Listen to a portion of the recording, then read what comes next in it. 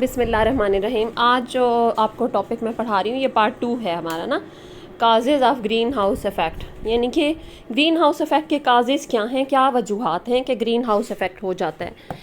पहली बात तो ये कि कोल की स्पेलिंग गलत लिख दिया, कोल, गैस, पेट्रोलियम और फॉसिल फ्यूल। ये जो है ना, ये फॉसिल फ्यूल हैं। कोयला हो गया, आपकी जो गैस है सुई गैस, वो ये फॉसिल फ्यूल हैं। जब हम इन्हें जलाते हैं मुख्तलिफ़ फैक्ट्रियों में, सीमेंट फैक्ट्री में, घरों में, तो ये कार्बन डाइऑक्साइड प्रोड्यूस होती है जब चले ना। यानी CH4 आपकी मीथेन गैस है। ऑक्सीजन की प्रेजेंस में जब इसे जला रहे हैं घर में, तो प्रोडक्ट क्या बन रहा है, नहीं क्या चीज़ बन रही है। एक तो आपको हीट मिल रही है ना, जिससे आप खाना पका रहे हैं, चूल्हा वगैरह पका रहे हैं, ठीक है। और फिर उसके बाद दूसरा इसका प्रॉब्लम ये हो रहा है कि एक तो आपको हीट मिल रही है ना, वो हीट तो आप उससे काम आ रही है, आप उससे खाना पका रहे हैं, सब कुछ कर रहे हैं। दूसरी चीज़ें क्या मिल रही हैं, चीज़ें मिल रही है कार्बन डाइऑक्साइड, वाटर वेपर्स, वो तो सेफ़ हैं, और उसके अलावा हीट, ये चीज़ें मिल रही हैं, तो वो ग्रीन हाउस गैस प्रोड्यूस करती हैं। और ट्रांसपोर्टेशन में भी इस्तेमाल हो रहे हैं, तमाम गाड़ियों में, बिजली के पावर हाउसेस में, ये सारे प्रोड्यूस यूज़ हो रहे हैं। कार्बन डाइऑक्साइड जो है वो प्रोड्यूस हो रही है बर्निंग फॉसिल फ्यूल से।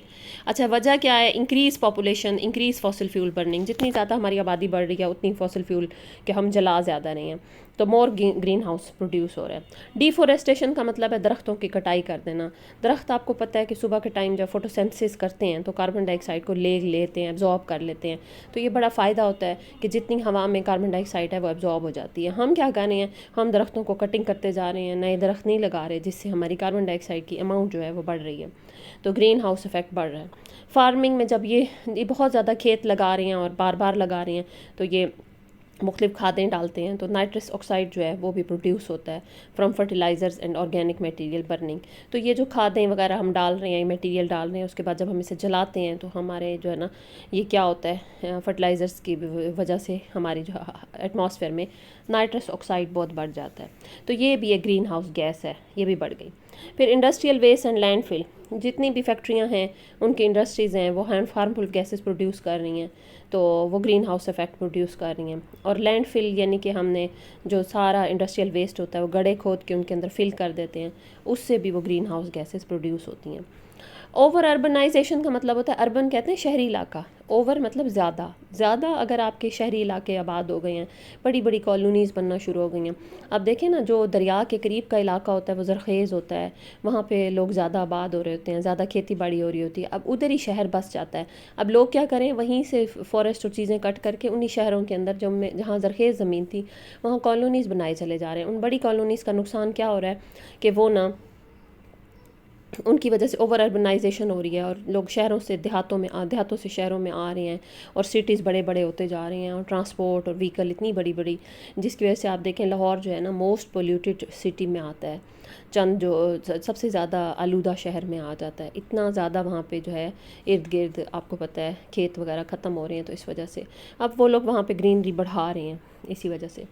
Influence of green house effect, तो ग्लोबल वार्मिंग हो जाएगी, ठीक है, टेम्परेचर जो है अर्थ का राइज हो जाएगा, और ग्रीन हाउस गैसेस जो हैं वो इंक्रीज़ होती जा रही हैं फ्यूल के बर्न से, ह्यूमन एक्टिविटी की वजह से, ठीक है। ये ह्यूमन एक्टिविटी, ह्यूमन की स्पेलिंग गलत लिखी हुई है, देख लीजिएगा। Depletion of ozone layer, ozone layer की डिप्लीशन, यानी ओजोन लेयर ना O3 है, O3, O2 ऑक्सीजन होती है, ऑक्सीजन की समझो बहन है, तो ये उसका जो है एक एलोट्रॉपिक फॉर्म कहते हैं हम केमिस्ट्री के टर्म में। तो ये वैसे ओजोन O2 नहीं है, ये O3 है, और ये लेयर होती है हमारे एटमॉस्फेयर में। कहाँ होती है, स्ट्रेटोस्फेयर में। स्ट्रेटोस्फेयर एक हवा की लेयर है, उसमें ये होती है।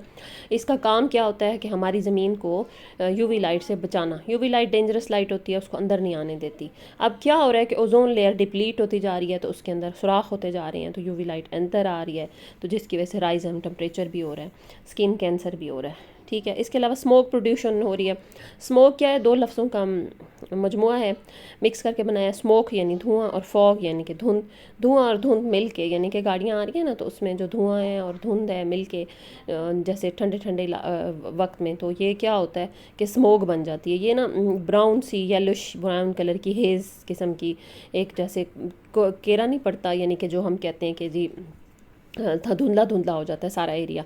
तो ये बड़ी डेंजरस होती है, इसमें मिक्सचर होते हैं पोल्यूशंस की चीज़ों के, पोल्यूटेंट्स के, नाइट्रोजन के ऑक्साइड होते हैं, मिट्टी होती है, पानी के वेपर्स होते हैं, और ये स्मॉग बना देती है। ये आपके रिस्पायरेटरी उसको यानी ट्रैक को ख़राब करती हैं, आपके लंग्स को ख़राब करती हैं, आपको एलर्जीज काज करती हैं, रिस्पायरेटरी डिसऑर्डर यानी कि सांस के मर्ज़ पैदा करती हैं। और greenhouse gases are also responsible for smoke. Greenhouse gases जो है वो स्मोक भी प्रोड्यूस करती हैं। ठीक है, आगे आगे एसिड रेन। कुछ ग्रीन हाउस गैसेज ऐसी हैं जो कि पानी में शामिल हो जाती हैं, बादलों में शामिल होकर पानी से नीचे आएंगी और एसिडिक रेन प्रोड्यूस करेंगी। ये एसिडिक रेन जो है फिर क्या करेगी, समंदर को, दरियाओं को, पानी को एसिडिक कर देगी और बहुत बुरी तरह समंदरी लाइफ को ख़राब कर देगी। जानवर जो है जो पानी में होते हैं उनकी डेथ हो जाएगी। और ये क्या करेगी, पानी के जो बॉडीज़ हैं, वाटर बॉडीज़ कौन कौन सी होगी, समंदर हो गया, लेक्स हो गई, पॉन्ड्स हो गए, इन सब को क्या कर देंगी, एसिडिफाई यानी कि तेज़ाबी कर देंगी। तो इस तरह से पोल्यूशन बढ़ जाएगी पानी के अंदर। ठीक है, इसके अलावा एडवांटेज भी हैं। अब आप सोचते होंगे ग्रीन हाउस इफ़ेक्ट के क्या एडवांटेज हो सकते हैं, अभी तक हम इसकी बुराइयां ही पड़ी जा रहे हैं।